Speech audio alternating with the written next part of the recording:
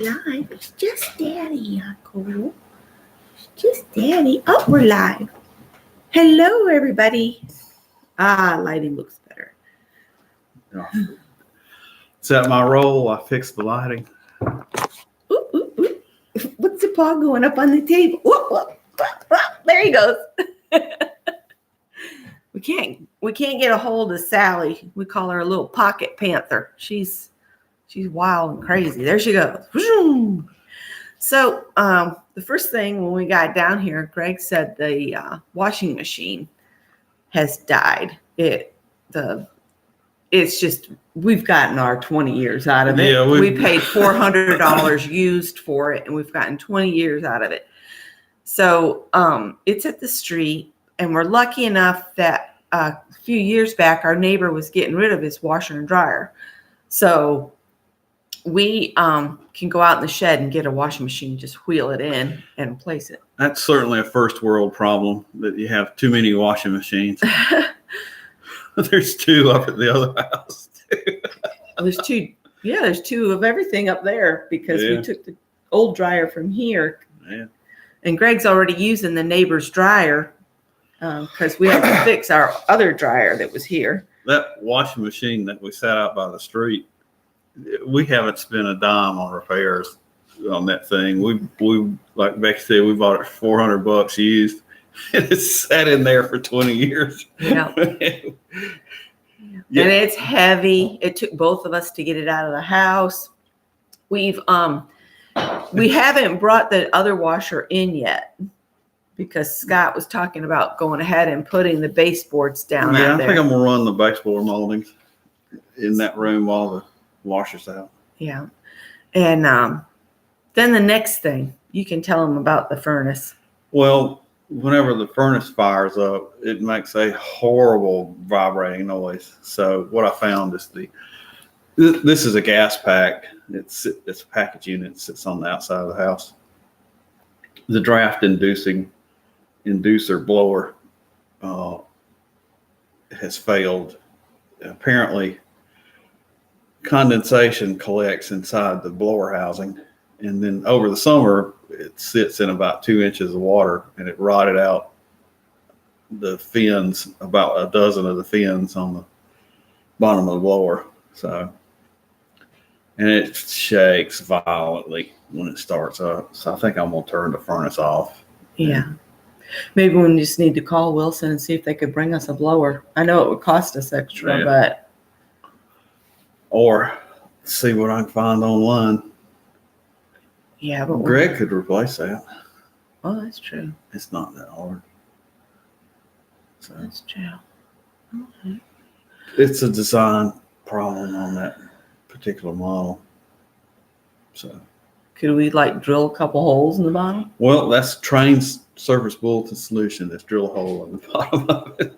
I wish they drilled a hole in the bottom of it when they installed the furnace. That's right. And then we wouldn't be replacing it. But, they don't tell you all of that stuff when you're buying, a couple $1,000s worth of heating unit. They don't tell you, hey, if you don't drill a couple holes in the bottom of this location, you're going to have several $100s worth of repairs later.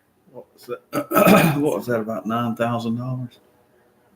Yeah, it's close to $10,000 for the furnace. So I'm not pleased. Mm-mm. So Kendra's with us, and we've got 4 more people with us that are being Heidi. But we just wanted to pop on and just do kind of just a little update. And the crate I used for the little one to have time to heal without playing rough came in handy last night because I just shoved Bernadette in there for the night, and she slept nice and warm, toasty. So things sometimes don't go as planned. This isn't how I planned for the weekend to go. We had totally different plans of what was going to get done this weekend, I think. Yeah, I patched the damaged area in the ceiling in Becky's old hobby room. Yeah, he did get that done. Yeah, so now comes finishing out that drywall, and I was going to build a new gate for the Yeah, for the backyard, For the because the backyard. gate's just falling apart. I think I'll just Take make them. sure I have good measurements and take all those materials back to Greenville and build it in Greenville. And then we'll bring it down next time and install. Yeah. Yep, she's getting one installed tomorrow. It's a mild climate here, so I think Greg can probably get by with space He heater. runs hot anyway, Yeah. so as long as he remembers to turn the space heater off when he's not here. I used to be a hot, sloppy mess when we found each other. Yeah. So that's all. We haven't had breakfast. We just are getting up and about. Oh, look, we gained an hour. It would be 10 o'clock right now, right? Did the time change last night? Yeah. Yeah, I it's the guess. 3rd. Oh. Yeah. Do they change automatically? Yep. It says 9:06. 9:06. So it would be 10:06, but So I got up early. you got up early.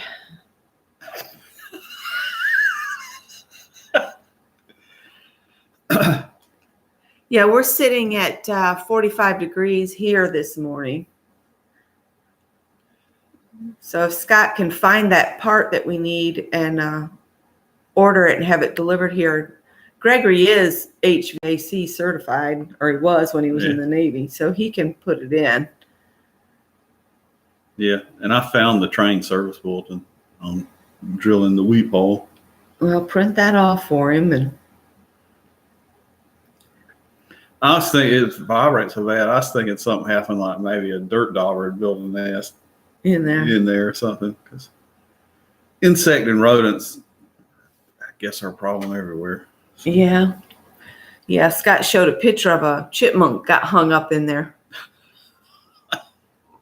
It didn't work out for him. This is my son's mug. It says, any man can be a father, but it takes someone special to be a cat daddy. I guess that makes me a cat daddy too. You're a cat daddy. Cat daddy-o. The cats in Greenville seem to really love me. So let's see who all's here. We've got Kendra and Joan and Sandy and Nettie. Hi, Nettie. But that's about it because everything we had planned to do got sidelined. So I need to run and get some rubbing alcohol to take up. I had marked on the linoleum with marker where all of the pipes ran and where the studs were. So when Scott put the new sheetrock up in the laundry room, he would know where everything was so he wouldn't, nail into it. So now I need to clean up all my marks because we've made a decision to save us time, and we got to thinking about it. Tile in the laundry room probably wouldn't be the best thing with the way a washing machine bounces around sometimes. So I need to get that up, and then he can run that Put the molding down. molding, yeah. And we could call that room done. Okay. Done. You want to go to Lizard's Thicket? Yeah. So we're going to go get breakfast. And I need to go fix my hair. So. All right. Bye, Scott. Make it pretty. All right. I'm doing it. Kendra says her heating unit is about 5 feet off the ground because of flooding. Wow. So do you have a basement, or, is your house up on kind of a platform then? Or do you have a problem under your house? We've been running into a problem where the houses we've kind of been going to see in the upstate all have water problems because they grade, when they do a house, they flatten a spot, they build the house, and then when they grade it, they don't think about water and how it has to run. So they'll sometimes put the dirt right up to the siding level, which we're in termite country. So that brings the termites in, and it just doesn't make any sense. And we keep thinking about, where we'd really, really, really like to live in retirement, and it's not South Carolina anymore. So I don't know what we're going to do. We're thinking and planning. I'd like to move somewhere with a little more temperate climate. So North Carolina, Virginia, maybe the bottom part of Kentucky. What do you think about Kentucky? Yeah, that's great. So I don't know. We'll look. Kendra says her house is up on blocks about 6 feet high. My basement is not usable. It's just dirt. Yeah, that's like the houses down the street from us at the cottage. They've got real tall block walls, and under the house, the water, you can see where we've looked under them when they were being built, and you could see the places where the water just kind of washed out. Nettie says, yes, move closer to her. But we would like to be in a little bit more temperate climate. We don't mind a little bit of snow. We don't want to be under 10 or 12 feet of snow, or we'd move to Maine. Scott loves Maine, and it's just slightly too cold for us.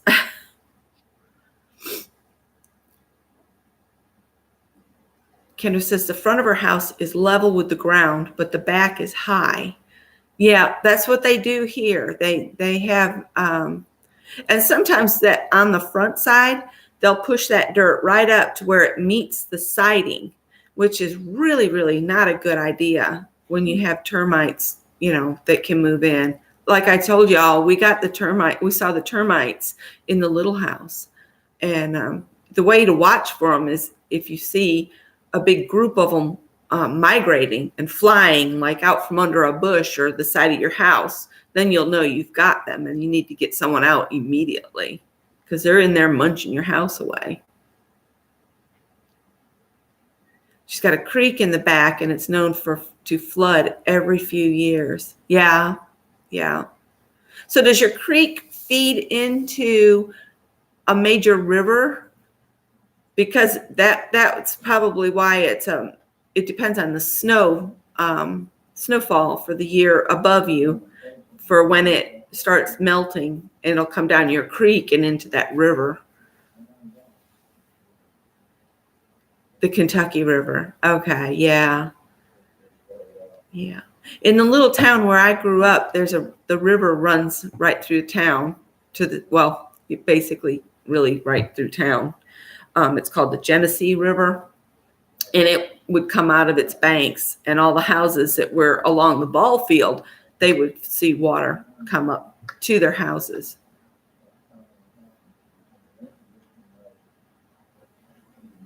Yeah.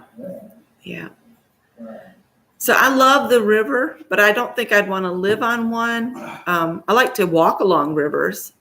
That's one thing we miss about living down here is the Blossom Street Bridge and all of that is down here where we used to walk. It's funny, you can see our wedding cake up there. This is one of the last things I've got to pack up from in here. I'm getting chat lips because I keep licking my lips. Nettie says she's in South Illinois. Oh, we've been in Illinois in December for our son's pass and review ceremony, and we about froze to death. And we had just like an all-season tire that just spun us around. I just let Scott do all of the driving up there because I have never driven in snow.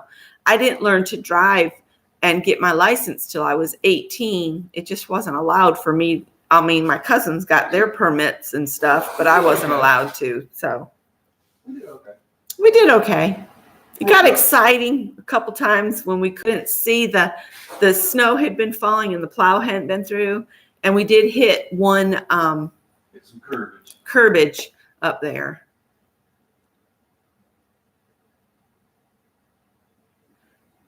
Oh, Kendra says that she lives near the Kentucky River and close to a mountain called Pine Mountain. She says it's a beautiful place to walk trails and hike. Scott and I, we're both having knee trouble, so we haven't been able to get out and hike this fall.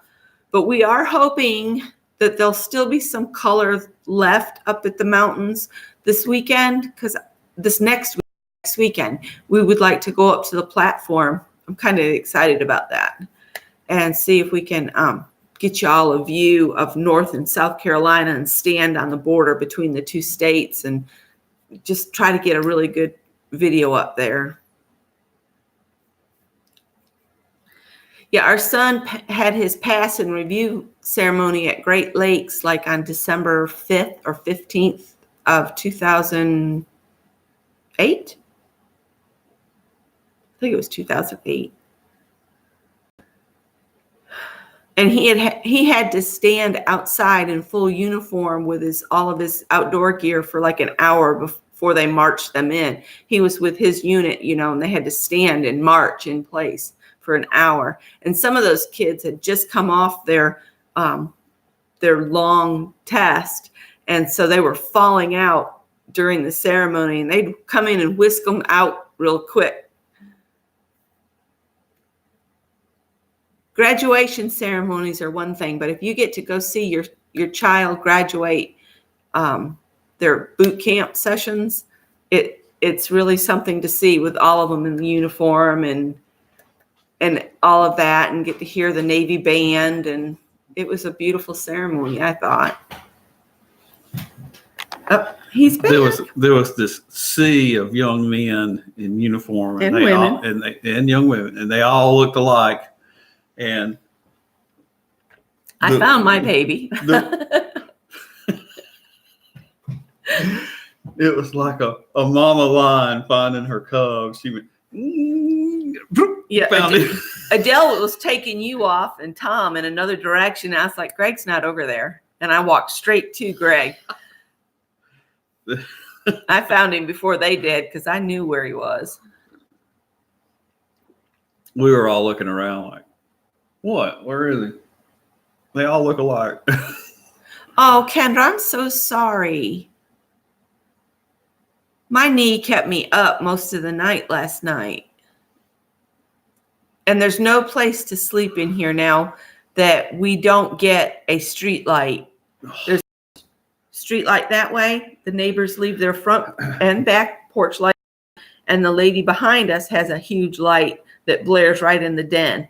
We took all the curtains down, and I had not planned to put anything up. I was just going to leave them. So it'd be one less thing, that would hold somebody back with, oh, look at those ugly drapes. There used to be a lot more woods and around this neighborhood, and it used to be really quiet down in here. And then they put in that bypass highway, and then more businesses moved in, and most of the noise barrier has been removed. Yeah, we hear everything. Planes, trains, automobiles. Yeah, well, we've always heard the trains. Yeah, we've always heard the trains and planes, but now we hear the highway too, which I don't really care for. So it's funny, you get used to it if you live here all the time. Yeah, but it keeps me awake now. Yeah. I was up almost all night. I was sleeping good when I heard you moving about outside. Because I'd hear that thing come on and go blah, blah, blah, blah, and all that. And yeah. I think I'll turn that off. All right. Okay, guys, I just wanted to update you. And remember, Tanya's going to be live today at noon, right? Central time. So she'll be live at 1 Eastern for me.